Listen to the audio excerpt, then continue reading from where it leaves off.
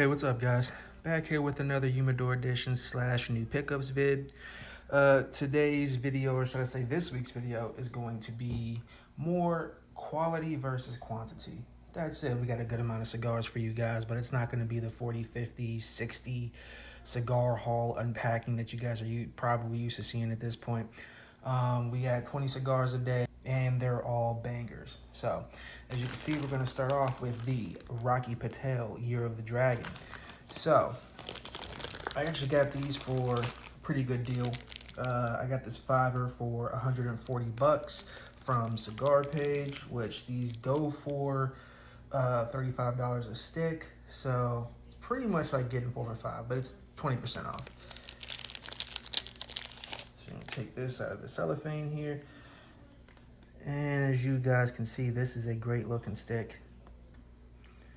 So what we have here is a fairly dark Mexican San Andreas wrapper. Now, depending on the source, because I've seen a couple different descriptions of this blend, it's a double binder.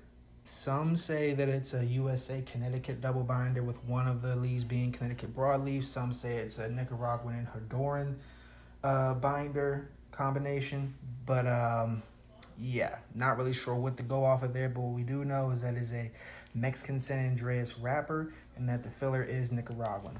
So if you guys have any more definitive information on exactly what the blend is on this cigar, please let me know. This is a 6.5 by 52 Toro, and as stated earlier, these run retail about $35 a piece. I can say, if nothing else, these look phenomenal. So, also shout out the Cigar Page for shipping with the Bovita packs. Next up, from Small Batch Cigar, we have 2 fivers of the Warped cigars, Isla del Cocodrilo. So, for those of you that don't speak any Spanish at all, Isla del Cocodrilo, translated to English, it essentially means Island of the Crocodile. What it is it's an homage to the fact that if you ever look at Cuba on a map, it actually looks a lot like a crocodile. So, this here is a 6 by 52 Toro. The blend on this thing is an Ecuadorian Habano Desflorado wrapper, an Ecuadorian Habano 2000 binder, as well as a Brazilian Arapiraca binder. So this is a double binder as well, over Nicaraguan fillers. Now, for those of you who don't know what the Desflorado is, it is a specific method of producing tobacco in which, as the tobacco plant grows, typically it produces a flower. And with the Desflorado method, what's happening is they cut the flower off very early. So this way the plant can rechannel its energy and nutrients, etc., into the leaves instead of growing a flower, which is supposed to produce a stronger, more robust leaf. Is that the case? I have absolutely no clue. I believe this is the first cigar I've had that has used the Desflorado method, so I guess I'll find out. But along with the Rocky Patel Year of the Dragon, I've heard good things about this Warped Isla del Cocodrilo. It's not my first go around with Warped. I have quite a few Warped cigars. I have a 50 cab, the Lirio Rojo. I have some Sky Moons stashed away. And I have a box of the Black Honeys. But one thing that I can say about Warped, outside of the fact that they do have outstanding flavor, is that their cigars tend to have relatively tight draws. In some cases, actually in a lot of cases, overly tight draws that can potentially make the cigars unsmokable, no matter how good they taste. But I am looking forward to this cigar, so hopefully this will go well.